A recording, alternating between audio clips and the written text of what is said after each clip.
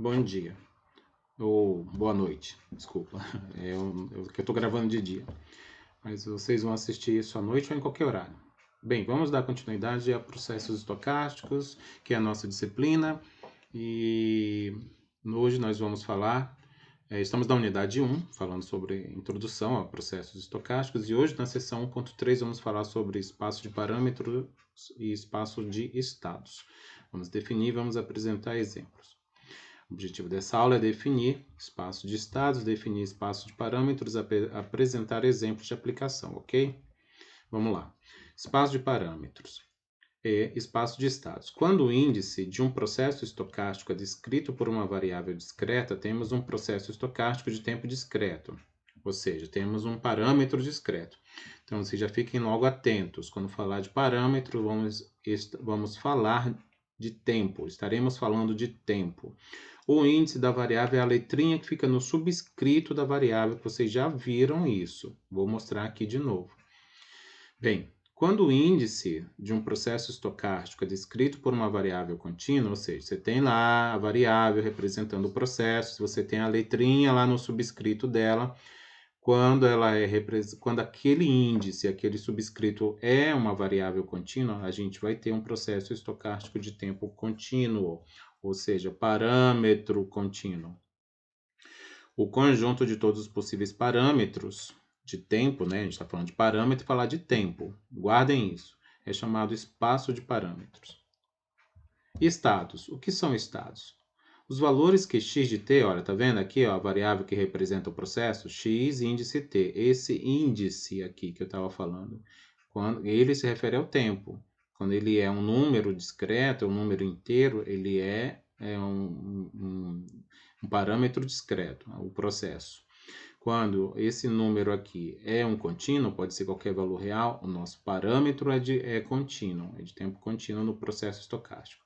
Quando a variável x é o valor que ela assume, ok? Isso é o que a gente chama de estados. X pode ser 1, pode ser 2, pode ser 3, pode ser 1,5, etc. Qualquer valor que a variável assumir, a gente vai estar falando dos estados.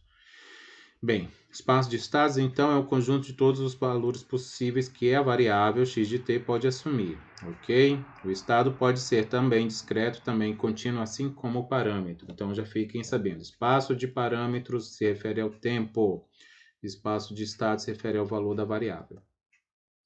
E aí, novamente, quando a variável x de t apresentar o comportamento discreto, ou assumir valores discretos aqui, 0, 1, 2, 3, 4, 5, 6, 7, 8, 9, 10, assim por diante, poderemos dizer que o processo estocástico ao qual ela representa é de estado discreto.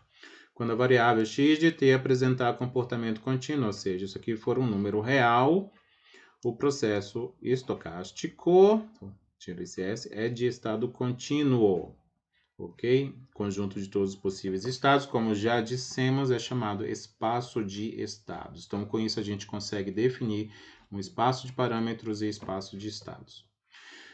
Bem, apresentando isso, então, a gente tem 4 situações. O estado contínuo e tempo contínuo.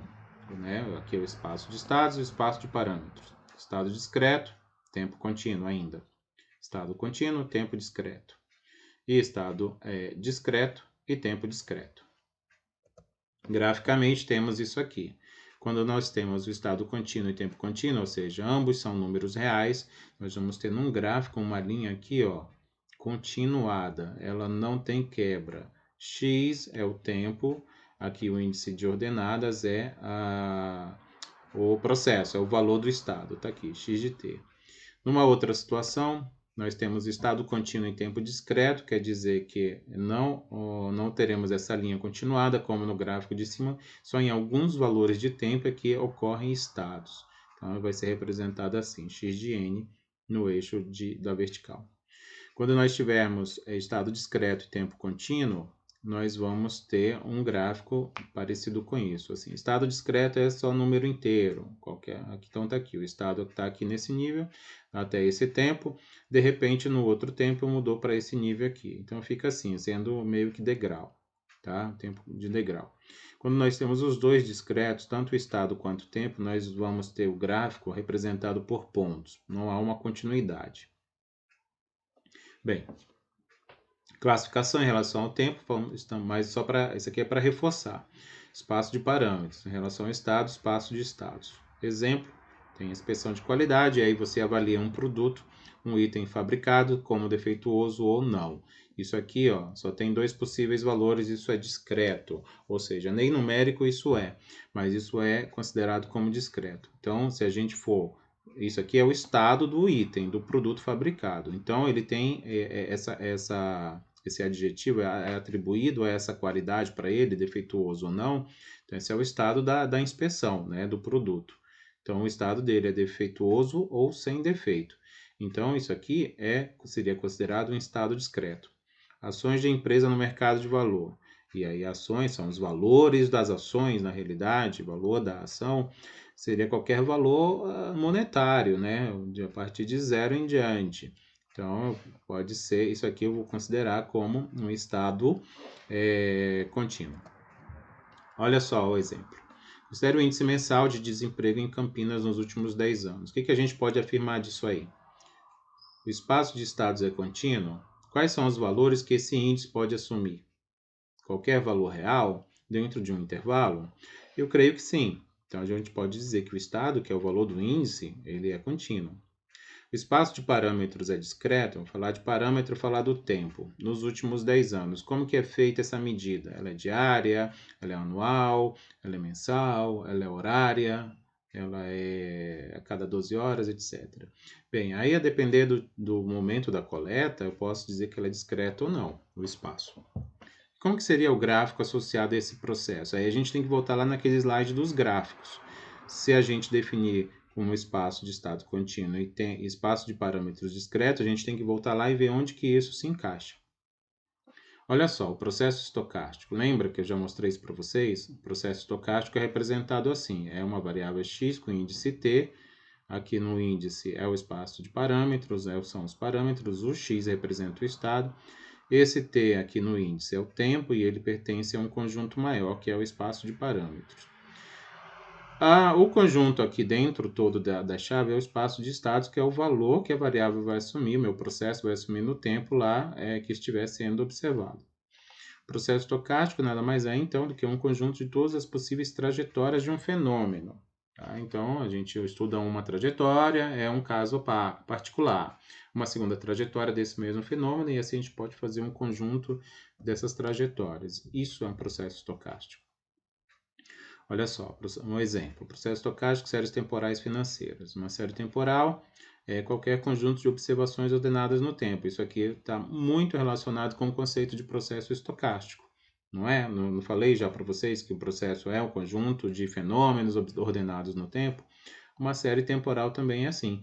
É como se a gente tivesse, por exemplo, no caso de vocês, a presença semanal. Toda semana vocês são ausentes ou presentes na aula. Né? Exemplo, estimativa trimestral do PIB. Eu tenho aqui, ó, a cada 3 meses a gente faz uma estimativa do PIB, né? O governo faz, por exemplo. Né? Isso aqui é uma série temporal. Né? Eu tenho valores do PIB a cada 3 meses. Tenho um conjunto de valores com ordenação temporal. Valores diários da temperatura de Campinas. Né? Então, vamos lá. Suponha que durante o meio-dia, todos os dias, seja medida a temperatura da cidade em um determinado ponto da cidade. Né? Então, a gente vai ter um número diário para isso. Então, a gente vai ter também uma série temporal. Quantidade anual de chuva do estado de São Paulo. Então, a gente vai ter lá armazenado no banco de dados do órgão responsável por acompanhar as precipitações do estado, né? Média, por exemplo, seja lá o que for, né? E tem essa quantidade registrada anualmente. A gente também vai ter uma série temporal. E por último, os valores mensais de vendas de automóveis de alguma concessionária. Né? Vamos supor, eles têm lá um número total de vendas por mês, aquilo também vai ser uma série temporal. Como dito, série temporal é qualquer conjunto de observações ordenadas no tempo, então. Vamos considerar agora uma série temporal financeira. E aí, com isso, surge o conceito do que é volatilidade. Certo? Vou já falar sobre isso. Mas o objetivo aqui é avaliar riscos de uma carteira de ativos financeiros, por exemplo. Tá certo? Se eu estiver falando de uma série temporal financeira. Volatilidade. expressa a incerteza dos retornos de um ativo financeiro, ou, em outras palavras, a intensidade e a frequência das variações que ocorrem nos preços do tal ativo lá que eu estou acompanhando. E o que é o ativo? Ele é um bem que gera retorno financeiro, é um investimento em alguma ação de bolsa, investimento em algum outro tipo de renda, né, de rendimento, de um negócio que gere algum tipo de renda, um retorno financeiro para mim e para você, por exemplo. Vamos lá. Mercado volátil é aquele em que o preço dos ativos oscilam rapidamente. Então, a gente está falando de volatilidade, vamos também ter que comentar sobre o mercado volátil, certo? Para estimar a volatilidade de um ativo, por exemplo, eu posso fazer uso do conceito de desvio padrão de variância, que são duas medidas estatísticas muito utilizadas, inclusive nessa área aqui da área financeira, certo? Para estimar a volatilidade, posso, de forma bem simples, estimar o desvio padrão e a variância com a medida dos preços lá do ativo, etc. Bem, é claro que isso tudo é muito mais, pode ser muito mais avançado em termos de metodologia, né? E tem esses modelos aqui de séries temporais que a gente nem vai entrar em detalhes dele.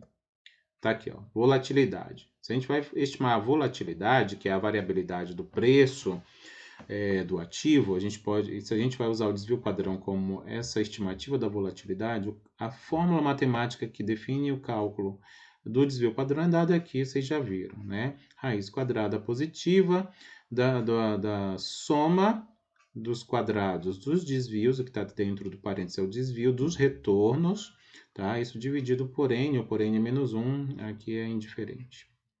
RT vai representar o retorno. O retorno é justamente essa renda que nós recebemos de volta por investir. Bem, aí existem três tipos de retorno: o retorno absoluto, o relativo, o discreto e o contínuo ou logarítmico. Vou apresentar aqui cada um. O absoluto é dado por essa fórmula aqui, o módulo. Tá? Essas barrinhas aqui é módulo entre a diferença de preços do ativo num determinado momento e o seu momento anterior. Então, esse é o retorno dito absoluto. Retorno relativo, ou é chamado também de retorno líquido simples, ele é obtido pela variação percentual, né? Variação percentual multiplicada por 100, porque a gente vai ter esse valor do retorno dado em percentual. Então, é o preço do ativo no tempo dividido pelo preço dele no tempo anterior, subtraído de 1. Esse resultado multiplicado por 100. Por último, o retorno contínuo, que é dado pelo logaritmo natural entre a razão do preço do ativo no tempo t e o preço do ativo no tempo t menos 1. Vamos ver um exemplo aqui. Vamos lá. Suponha que eu tenho lá investimento numa ação, na bolsa de valores, e aí eu tenho esses valores investidos em um período de 4 anos. Então, tem uma série aqui ordenada no tempo, né, dessa maneira aqui, ano 1, ano 2, ano 3, ano 4. Vou calcular esses retornos, tá? Esse aqui é o preço. Vou calcular os três tipos de retorno para a gente ver. Por exemplo, o absoluto, lembra que é a diferença no tempo t, no tempo t menos 1, então eu só consigo ter esse valor do retorno absoluto a partir do segundo ano. Então, é o segundo menos o primeiro em módulo. Está aqui esse valor monetário. Aqui, 1,90 saiu de onde? Da diferença entre 18,70 e 20,60. Por que não é negativo? Porque é módulo. A gente retira o sinal. O quarto menos o terceiro, 21,90 menos 2,70, 3,20. O relativo discreto, como eu disse, é a diferença percentual, né? Então, vai ser esse o preço, né? No tempo 2 também só pode ser, preciso ter 2 períodos de tempo para poder calcular. O segundo menos é sobre o primeiro, então o segundo dividido pelo primeiro, subtraído de 1. O resultado dessa conta multiplicado por 100 resulta esse número aqui, ó, 17,71.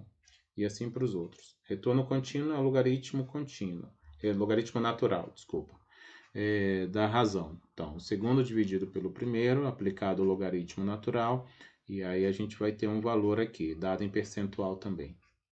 Exemplo, eu tenho aqui uma série de preços de uma determinada ação feita na Bolsa de Valores, nesse período aqui, tá aqui as datas e os preços da ação. Eu quero calcular o retorno disso aí. Vamos calcular o retorno contínuo. Contínuo é dado por essa fórmula aqui, logaritmo natural, preço no momento menos o preço no momento anterior. Por isso que a gente só faz o cálculo a partir do segundo período de tempo. Tem uma ordenação aqui. Então, isso aqui é uma série temporal de preços de ação, certo? Tá lá. Vou calcular, então, a volatilidade disso, né? Eu quero calcular a volatilidade, para saber o quão volátil é essa ação aqui, se ela varia muito de preço ou não. E aí a gente vai calcular pelo retorno contínuo, né? Para isso, a gente precisa ter essas razões aqui, né? Ó, P de T menos 1. Então, é o P do segundo menos o P do primeiro, sobre o P do primeiro. Então, essa divisão é para resultar aproximadamente isso, aplicado o logaritmo natural. Então, é esse número dividido por esse, aplicando o logaritmo natural, resulta esse número negativo e assim para os demais. E aí a gente extrai uma média. Continuando aqui, está aqui essa média, ó. E aí eu quero calcular a volatilidade, fazendo uso com desvio padrão. Então, a gente vai usar aquela formulinha que eu apresentei, a soma dos quadrados dos desvios, então eu preciso calcular os desvios aqui. É esse valor do retorno menos o retorno médio, que está aqui, que a gente calculou no slide anterior. Então, é isso menos a média resulta nisso, e assim feito para os demais. Agora eu quero calcular o quadrado desses resultados aqui. Ó, então tá lá, o resultado, esse número ao quadrado, então resulta nisso aqui, e assim para os demais. E aí eu somo, tá aqui. Então é a soma do quadrado dos desvios, que dá esse número, aqui também deu aproximado. Esse número eu divido por n e aplico a raiz quadrada positiva, que resulta nesse valor aqui embaixo, tá? É o desvio padrão. Então, é esse número aqui. Para saber a variância, é só multiplicar isso ao quadrado. Então, está aqui o valor da minha volatilidade dessa ação que eu estou trabalhando, que eu estou analisando essa série temporal.